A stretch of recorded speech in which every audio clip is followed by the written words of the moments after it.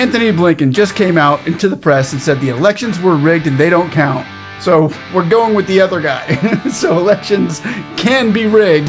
That's just got to be how the 80-year-old man with dementia got put into office, don't you think? Or how an ex-drug cartel money bag carrier, like the guy in Nigeria, Tinubu, or like the guy in Brazil who licks the hands of the West until he no longer needs them, or like, should I go on?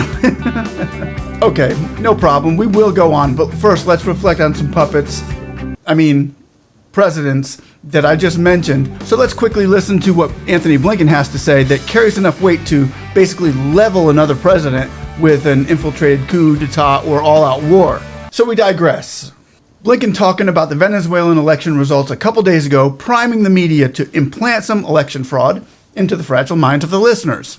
Check it out. I want to speak quickly to the elections that just took place in Venezuela. We applaud the Venezuelan people for their participation in the July 28th presidential election.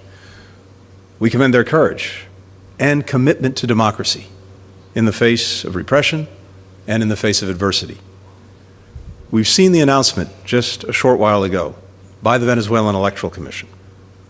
We have serious concerns that the result announced does not reflect the will or the votes of the Venezuelan people.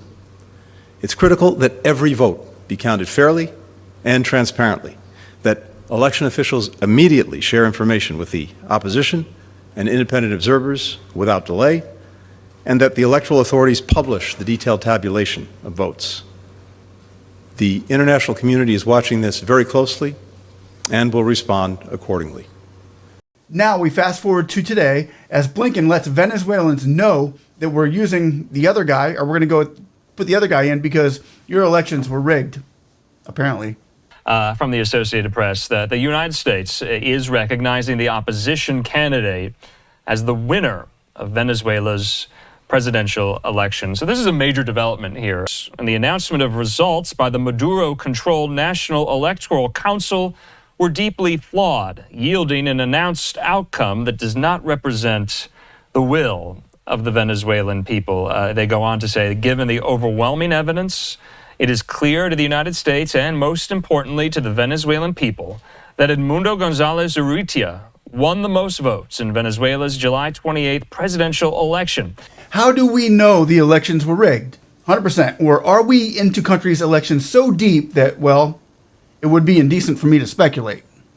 But what I can tell you, Venezuela is home of the world's largest oil reserves, is a case study in perils of becoming a petro-state. Since it was discovered in the country in the 1920s, oil has taken Venezuela on an exhilarating but dangerous boom and bust ride that offers lessons for other resource-rich states. Decades of poor governance have driven what was once Latin America's most prosperous country into economic and political ruin. In recent years, Venezuela has suffered economic collapse, with output shrinking significantly and rampant hyperinflation contributing to a scarcity of basic goods, such as food and medicine. Meanwhile, government mismanagement and U.S. sanctions have led to a drastic decline in oil production and severe underinvestment in the sector. Though Washington eased some sanctions on Venezuela's oil and gas sector in 2023, signaling a potential detente. Caracas's failure to meet conditions for a fair election prompted the U.S. government to reimpose sanctions in 2024. Oh, that doesn't mean nothing, you wanna-be conspiracy theorist. But the president of Venezuela, Maduro, we should hear what he has to say since he fixed the election so well. I mean, what does he have to say about the West getting involved as we are now? Si están dispuestos al gobierno de Estados Unidos a respetar la soberanía de Venezuela, a dejar de amenazar a Venezuela, podemos retomar el diálogo. Pero sobre la base de un punto único, cumplimiento de Qatar. Se movía por el mundo para instalar este escenario en Venezuela. Yo tengo que decirlo todo. Nosotros negociamos de buena fe con Estados Unidos. Estados Unidos no cumplió nada.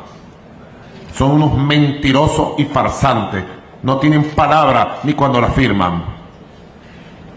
Y lo que estaban aprovechando las negociaciones para echarnos tierrita en los ojos. Casi el 80% de los migrantes que aceptamos que regresaran en vuelos de Estados Unidos están en el ataque criminal, han sido capturados. En Nueva Esparta, por ejemplo, todos los que fueron capturados de los destrozos, todos vienen entrenados de Chile y Perú. centros de entrenamiento en Chile y Perú. Y regresaron, no son de Nueva Esparta, son de estados orientales, de Sucre y Anzoátegui. Y regresaron al país hace 15 días. Señor González Urrutia, señora Machado, estos son sus tropas, ¿verdad? Estos son sus comanditos. Este es su plan pacífico. ¿Puede esta gente gobernar Venezuela? ¿Qué haría si toma el poder político? Las cosas que he explicado aquí y que seguiré explicando. Por ahí algunos voceros de la derecha, Juan Pablo Guanipa y otros más, han hablado de repetición de elecciones. ¿Qué es eso? Gané la partida de dominó y pido que se repita. Algo así como que estamos jugando dominó, yo gano y que se repita esto, por favor. Nicolas Maduro, how dare you? How dare you accuse the United States, our Cabbage Patch peace-loving government, of rigging the election with a bunch of criminals that we shipped over there to cause a coup of some sort and take over your oil. United States would never do anything like that.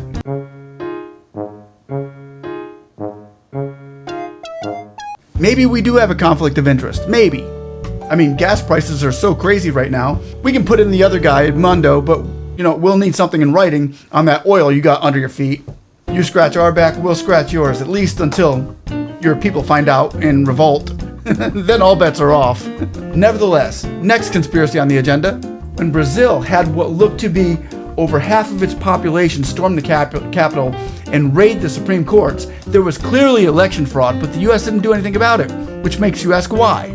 Maybe because they had their puppet leader, Lula da Silva. But that's just a crazy guess from another conspiracy theorist. When Bolsonaro, the man who the country thought would win in a landslide, was magically defeated and whisked away to the United States, as they all are, interesting. And don't make me talk about the United States sending Stacey Abrams to oversee Nigeria's elections, somehow getting Tinubu planted in the seat of power. That's just someone who could never win a legitimate election. Tinubu.